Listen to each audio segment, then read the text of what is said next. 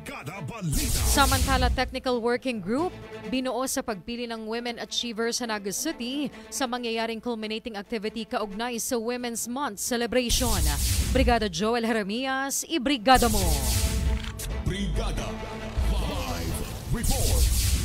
Nakatakdang parangalan ng LGU Naga ang mga kababaihang may magandang naibahagi sa komunidad, sa kanyang karir, sa kanyang pamilya o kaya bilang public servant ngayong isinasagawa ang pag-obserba sa Women's Month Celebration na mangyayari sa ika-22 nitong Marso sa culminating activity. Ito yung inihayag sa Brigada News sa Naga ni City Councilor Hilda Gail Abunal Gomez na siyang Committee Chairman ng Women and Gender Development sa Konseho na ayon sa kanya may binuo na silang Technical Working Group na siyang tatanggap ng nominasyon. Sanabi ng konsyal ang bawat sektor ay magnunumina ng kanilang kasamahan na sa akala nila ay dapat mapabilang sa mga achievers na bibigyan ng pagkilala. Sa ngayon tuloy ang ginagawang mga aktibidad para sa mga kababaihan tulad ng pag-zumba at iba pang mga programa na angkop sa kanila bilang mga babae.